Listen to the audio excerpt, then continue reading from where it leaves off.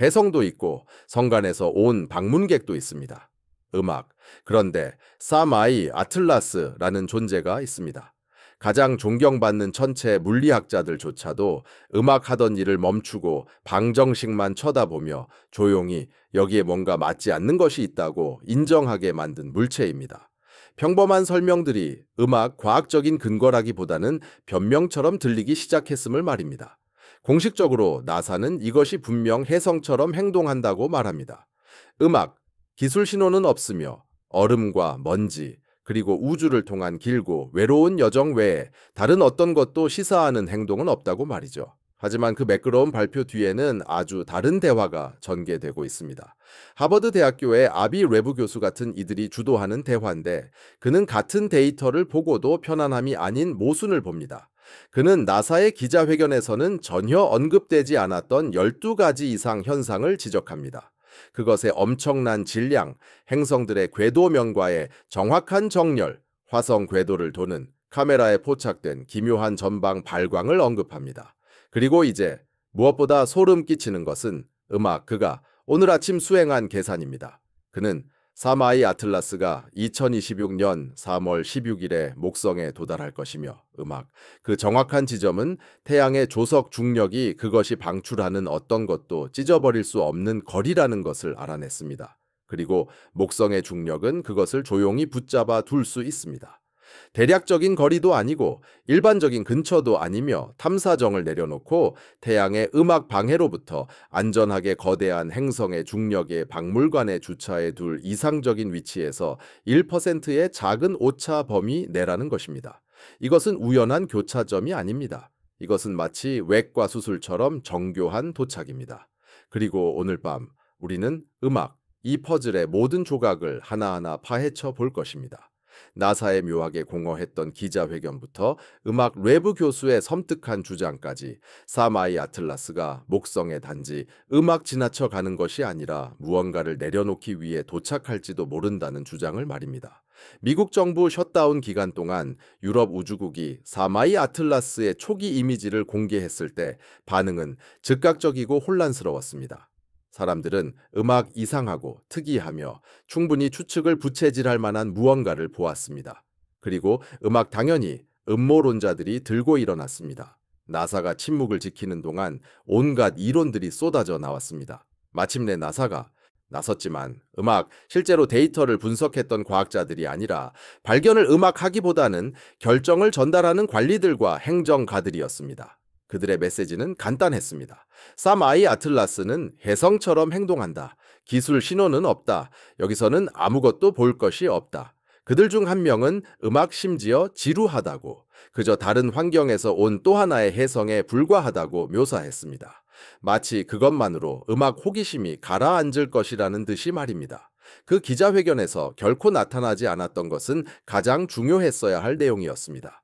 이상 현상에 대한 언급도 없었고 기술적인 분석도 없었으며 날카로운 질문도 토론도 없었습니다. 우리를 당혹스럽게 하는 것은 이것이다 라고 말하는 대신 그들은 세상에 당혹스러워할 것은 아무것도 없다고 말했습니다. 그리고 성간에서 온 물체가 지루하다고 옹호되어야 할 때마다 사실 그것은 결코 지루하지 않다는 것을 알게 됩니다. 아비 교수의 나사 발표에 대한 반응은 감정적이지 않았습니다. 그것은 방법론적이었습니다. 그는 기관을 공격한 것이 아니었습니다. 그는 그 과정을 공격했습니다. 그의 말에 따르면 판결은 행정가가 결정해서는 안 됩니다. 데이터를 다루는 과학자들에 의해 결정되어야 합니다. 그 한 문장은 마치 메스처럼 그 모든 공연을 꿰뚫었습니다. 그가 정말로 말하고 싶었던 것은 이것입니다. 사마이 아틀라스에 대해 공개적으로 발언했던 사람들은 데이터실과 시뮬레이션 연구실에서 그 미스터리와 씨름하던 이들이 아니었다는 것입니다. 그들은 대변인들이었습니다. 이상 현상을 무시한 채 최종 판결을 내리는 기자회견은 과학이 아닙니다. 그것은 연극입니다.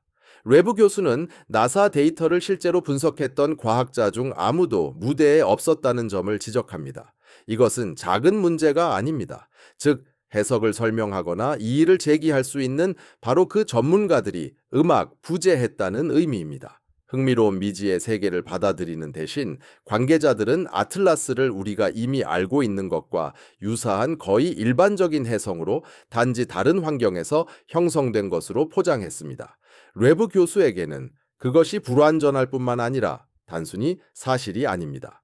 뢰브 교수는 아틀라스가 기자회견에서 음악 논의조차 되지 않았던 12가지 이상 현상을 가지고 있다고 단호하게 말합니다. 그는 영상에서 각 이상 현상을 일일이 언급하지는 않지만 한 가지는 분명히 합니다. 이 물체는 외계 기원을 가진 수많은 물체 중 하나가 아니라는 것입니다. 그것은 근본적으로 측정 가능하게 구조적으로 다릅니다. 이러한 이상 현상을 인정하지 않음으로써 나사는 그 이야기를 음악 소화하기 쉽고 안전하며 인상적이지 않은 것으로 효과적으로 축소했습니다. 하지만 과학은 이상 현상을 숨김으로써 발전하지 않습니다. 그것들은 이상 현상을 계속 주시하여 그것이 깨지거나 아니면 우리의 이해를 깨뜨릴 때까지 나아갑니다. 아틀라스의 이상 현상에는 그것의 크기, 질량, 궤도, 행성 궤도면에서의 방향, 화학적 구성, 그리고 나중에 목성으로의 기묘한 접근 방식이 포함됩니다. 각각은 위험 신호입니다. 함께 보면 경고음이 됩니다. 이 이상 현상 중 하나는 그 자체로 거의 터무니없습니다.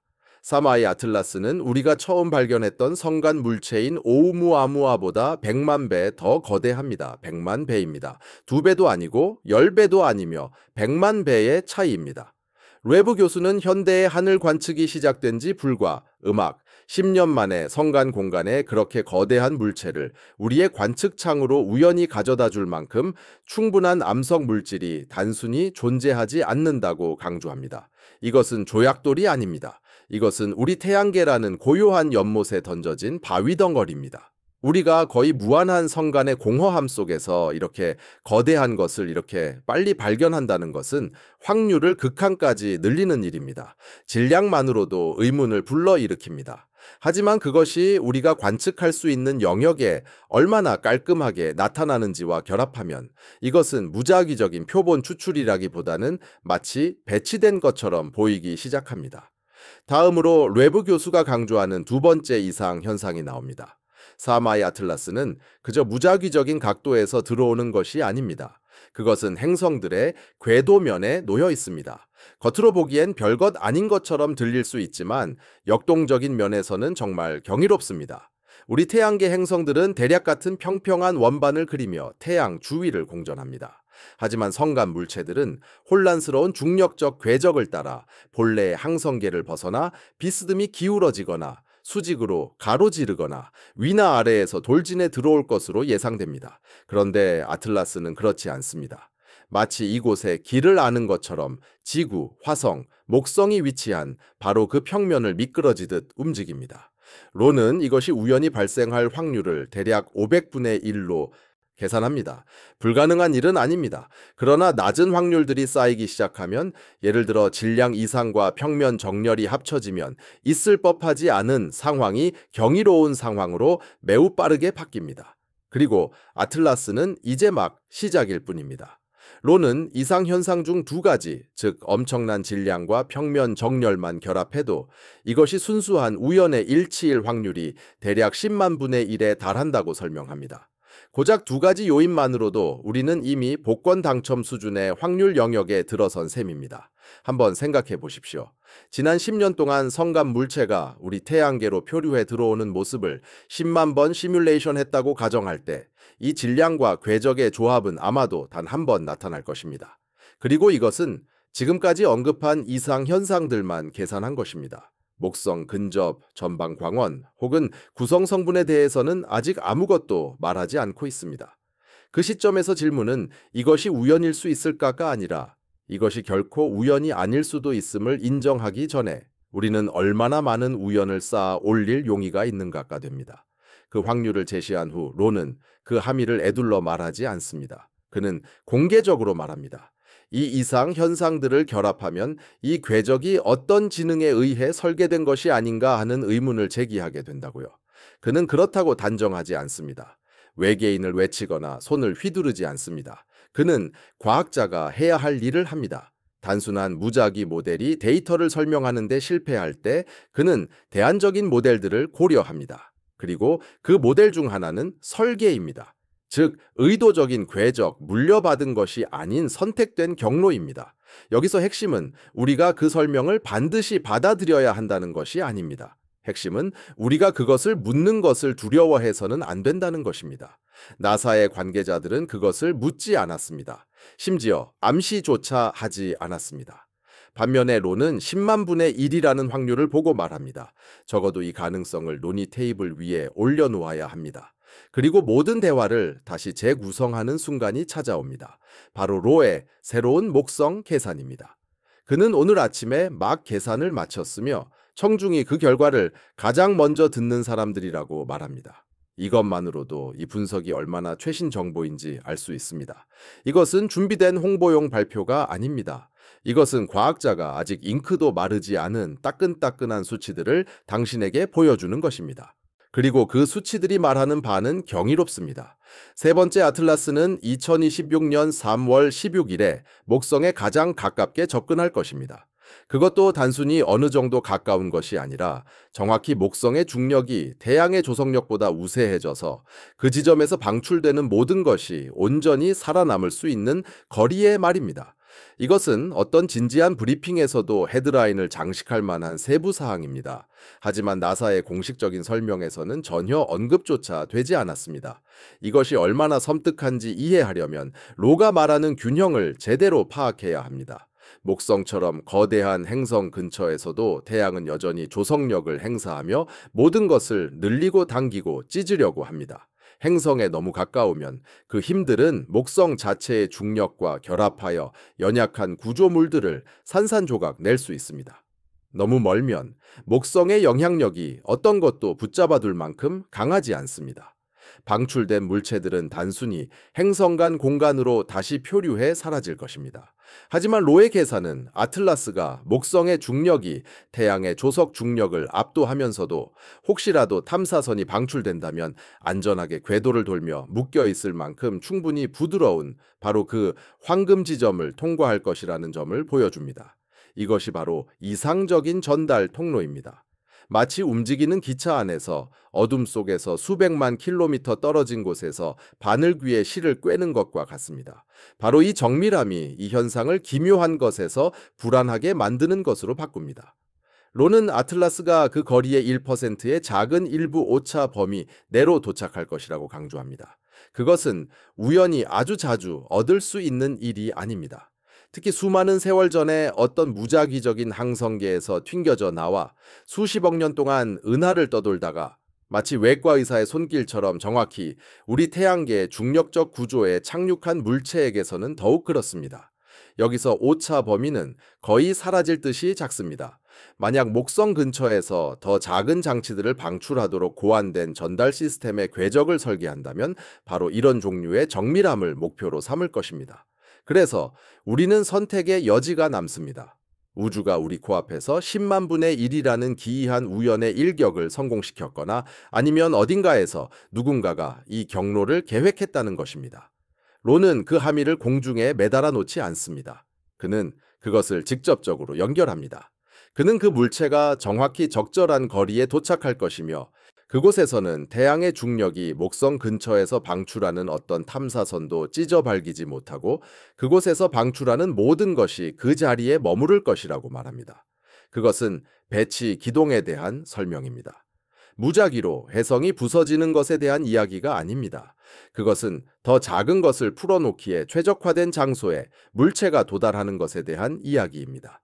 그것이 방출하는 모든 것이라는 구절이 핵심입니다. 그는 파편, 먼지, 가스에 대해 이야기할 수도 있었습니다. 대신 그는 탐사선이라는 단어를 사용합니다. 그리고 그는 인터넷 음모론자가 아닙니다. 그는 하버드 대학의 천체 물리학자로 수년간 성간 물체가 기술적인 기원일 수 있으며 우리가 그것들을 단순한 바위가 아닌 잠재적인 메신저로 대해야 한다고 주장해왔습니다.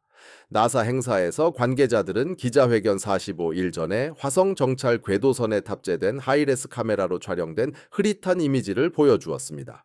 그것은 안심시키기 위한 것이었지만 오히려 정반대의 효과를 냈습니다. 로브는 그 사진에서 유일하게 정말 주목할 만한 특징은 물체보다 앞서가는 빛, 즉 아틀라스의 움직이는 방향인 앞쪽에서 나타나는 확산된 연장선이며 혜성에 꼬리가 있어야 할 태양 반대 방향인 뒤쪽이 아니라고 지적합니다. 다시 말해 뒤로 길게 꼬리를 늘어뜨린 핵을 가진 전형적인 혜성의 모습 대신 이 사진은 마치 어두운 도로의 헤드라이트처럼 앞으로 희미한 빗줄기나 연기 기둥을 뻗는 어떤 것처럼 보인다는 겁니다. 로브는 그것이 마치 물체 앞에 경로를 비추며 나아가는 빗줄기나 입자 줄기처럼 보인다고 아마도 장애물을 피하기 위해서일 것이라고 시사합니다. 이는 혜성에게 특이할 뿐만이 아닙니다. 전례가 없는 일이죠. 꼬리표를 떼어내고 그 행동을 단순히 묘사한다면 우주를 가로지르는 거대한 물체가 앞으로 정렬된 빗줄기를 내뿜으며 더 안전한 통과를 위해 앞쪽 영역을 비추는 것처럼 보인다는 겁니다. 이는 눈덩이를 묘사하는 것이 아닙니다. 운반체를 묘사하고 있는 겁니다. 항법을 묘사하고 있는 것이죠. 그런데도 나사에서는 이와 같은 어떤 것도 논의되지 않았다라고 로브는 강조합니다. 겉보기에는 평범한 혜성이라며 기자회견을 여는데 정작 보여준 유일한 고해상도 이미지에 교과서적인 혜성의 행동과 모순되는 앞으로 뻗은 빛이 담겨 있다는 사실을 언급조차 하지 않는 상황을 상상해 보십시오. 그것은 마치 밤에 자동차 헤드라이트 사진을 보여주면서 그저 아주 기이하게 빛나는 돌멩이라고 주장하는 것과 같습니다. 로브의 좌절감은 변칙 현상 그 자체에만 있는 것이 아니라 그것들을 무시하기로 한 나사의 결정에 있습니다. 그는 만약 그 물체의 가장 흥미로운 변칙 현상에 대해 이야기할 준비가 되어 있지 않았다면 애초에 기자회견을 왜 열었는지 의문을 제기합니다. 명확한 답이 없었다 하더라도 적어도 질문은 인정했어야 했다는 겁니다. 대신 그들은 아틀라스를 익숙한 유형의 평범한 물체로 규정했고 차이점들은 대충 넘겼으며 로브의 해석에 따르면 오히려 혜성이 아닌 어떤 것일 가능성을 강화하는 흐릿한 이미지를 보여주었습니다. 이는 대중을 위한 과학이라기보다는 대중 홍보에 가깝게 느껴집니다. 우주가 우리에게 탐사선을 싣고 있을지도 모르는 물체를 던져줄 때 대중 홍보 따위는 우리가 가장 필요 없는 것이죠. 대화가 거의 끝날 무렵 또 다른 이야기가 나옵니다. 나사의 퍼서비어런스 로버가 화성에서 그곳에 있어서는 안 될 돌멩이를 발견했습니다. 로브는 화성이 지난 20억 년 동안 두꺼운 대기가 없었기 때문에 그 표면에 떨어지는 모든 것들의 박물관 역할을 한다고 설명합니다. 마찰열로 인해 작은 물체들이 불타버리는 지구와는 달리 화성은 그것들을 보존합니다. 저장해 둡니다. 시간이 지남에 따라 화성과 충돌했던 모든 것들의 전시장이 되는 거죠. 자연적인 파편들, 행성 간 잔해, 그리고 우주를 떠돌다 우연히 그곳에 도착한 기술적인 인공물까지도 말입니다. 그는 이 물체들을 행성 건설에서 남겨진 레고 조각들이라고 부릅니다. 어떤 것들은 평범하지만 어떤 것들은 기술적 기원일 수도 있다고 그는 조용히 시사합니다. 그 아이디어는 중요합니다. 왜냐하면 로브가 태양계를 고립된 행성들의 집합이 아니라 다른 문명권의 것들이 이미 아무도 모르게 착륙하여 누군가가 그것들의 정체를 알아봐 주기를 기다리는 곳으로 생각한다는 것을 보여주기 때문입니다. 이 모든 것을 종합해 보십시오. 그곳에 있어서는 안 될 엄청난 질량, 행성들의 궤도면과의 정렬, 단 두 가지 변칙 현상만 결합해도 10만 분의 1의 확률, 센서처럼 앞으로 뻗어나가는 빗줄기, 사라진 철, 혜성 꼬리 대신 물체 앞에 빛을 보여주는 흐릿한 고해상도 이미지, 이 모든 요점을 회피하는 나사의 기자회견, 그리고 2026년 3월 16일 태양이 아틀라스가 내보내는 물질을 더 이상 벗겨낼 수 없고 목성이 어떤 작은 물체든 붙잡아 둘 수 있는 바로 그 거리에서 아틀라스가 목성을 통과할 것이라는 계산, 그리고 하나의 그림이 형성되기 시작합니다. 그것은 로브가 감히 스케치하는 바로 그 그림입니다. 아틀라스는 단순히 거대한 얼음과 암석 덩어리가 아닐 수도 있습니다. 그것은 무시하기에 충분히 지루하게 보이도록 설계된 다른 별에서 온 전달 시스템, 즉 운반체일 수도 있습니다. 숨겨진 무언가를 운반하며 아주 특정한 우주 지점에 도달하기를 기다렸다가 풀어놓는 것이죠. 탐사선, 센서, 소형 장비들, 당신이 무엇이라고 부르든 상관없습니다. 만약 목성에서 이상적인 그 거리 근처에서 무언가가 방출된다면 그 거대한 행성은 마치 화성이 이곳에서 유래하지 않은 것들의 우주 박물관의 일부로서 외래 암석들을 붙잡아 두듯이 그것을 붙잡아 둘 것입니다. 그리고 만약 그렇게 된다면, 만약 우리가 목성 주변에서 무작위적인 위성 조각이나 파편으로 설명될 수 없는 어떤 것을 감지한다면, 아틀라스는 우리는 혼자인가? 라는 질문이 철학적 논쟁을 멈추고 재고 목록의 문제가 된 순간으로 역사에 기록될 것입니다. 이제 이 이야기의 모든 층을 펼쳐보고 나사가 회피했던 모든 변칙 현상을 꿰어 맞추고 로브가 감히 대중에게 공유했던 모든 계산을 종합해 본 후 우리는 너무나 거대한 가능성의 가장자리에 서 있습니다. 그 가능성은 아틀라스에 대한 전체 서사를 더 이상 해성과는 전혀 닮지 않은 형태로 구부려 버릴 만큼 무겁습니다. 왜냐하면 우리가 보고 있는 것은 태양계를 떠도는 느슨한 얼음 덩어리가 아니기 때문입니다. 그것은 물리학의 수동적인 무관심으로 우리를 스쳐 지나가는 다른 별에서 온 방문객이 아닙니다. 변칙 현상들은 너무나 많고 너무나 뚜렷하며 너무나 잘 동기화되어 있습니다. 그 질량은 성간 물체로는 터무니없이 거대합니다. 행성들의 궤도면과의 정렬은 너무나 정교합니다. 10만 분의 1이라는 통계적 조합은 너무나 극단적입니다. 화성 정찰 위성에 포착된 앞으로 향하는 빛은 혜성의 행동과는 너무나 모순됩니다. 그리고 꼬리 대신 물체 앞에 빛을 보여주는 흐릿한 나사 이미지는 너무나 많은 것을 드러냅니다. 이 하나하나만으로도 과학적 논쟁을 벌이기에 충분했을 것입니다. 이 모든 것이 합쳐지면 분명한 패턴을 이룹니다. 그런데도 나사의 공식 메시지는 안심시키는 침묵으로 포장되어 그것은 혜성처럼 행동합니다 였습니다. 하지만 과학은 기자회견을 따를 의무가 없습니다. 과학은 증거를 따릅니다. 그리고 그 증거는 나사조차 인정하려 하지 않았던 방향을 가리키고 있습니다. 세계의 아틀라스는 혜성처럼 움직이지 않습니다. 질량도 움직임도 빛을 내는 방식도 방향도 그 운명조차도 혜성과는 다릅니다. 왜냐하면 운명이야말로 이제 우리가 직면해야 할 단어이기 때문입니다. 로브가 그 계산을 신선하고 역과되지 않은 채로 수행했을 때 이 이야기는 여러분이 처음 듣는 것입니다. 그는 모든 것을 바꾸어 놓을 세부 사항을 밝혀냈습니다. 이론도 비유도 아닙니다. 숫자이며 궤적이며 날짜입니다. 2026년 3월 16일입니다. 그때 세계의 아틀라스는 목성에 도달하는데 태양의 조성력이 섬세한 구조물을 더 이상 파괴하지 못하고 목성의 중력이 그 영역으로 풀려난 어떤 것이든 붙잡아 둘 만큼 충분히 강해지는 바로 그 거리에 도달합니다. 대략적인 거리가 아닙니다. 충분히 가까운 정도도 아닙니다. 오히려 태양계의 거대 행성 주위에 안정적인 궤도로 무언가, 즉 작고 중요한 무언가를 배치하는 것이 목적이라면 누군가 선택할 1%의 아주 작은 일부 이내로 정확히 일치하는 거리입니다. 이것은 시가 아닙니다. 기하학이며 중력이며 역학이며 정밀함입니다. 그리고 정밀함은 바로 의도의 언어입니다. 왜냐하면 로브가 꾸밈이나 과장 없이 암시한 바는 이것이 자연스럽게 보이도록 공학적으로 설계되고 눈에 띄지 않게 표류하도록 설계되며 목성의 중력 박물관에 조용히 도착하도록 설계된 물체에 의해 수행되는 전달 기동일 수 있다는 것이기 때문입니다. 생각할 수 없을 정도로 오랜 시간 동안 여행하며 우리가 아직 이해할 준비가 되어 있지 않은 무언가를 싣고 우연히가 아니라 의도적으로 찾아낼 순간을 기다려온 전달자인 것입니다. 그리고 그 순간은 이제 2년도 차에 남지 않았습니다. 만약 세계의 아틀라스가 아무것도 방출하지 않는다면 최악의 경우 우리는 기록된 천문학 역사상 가장 일어날 법하지 않은 자연현상, 즉 통계를 거스르는 우주적 주사위 던지기를 목격하게 되는 것입니다.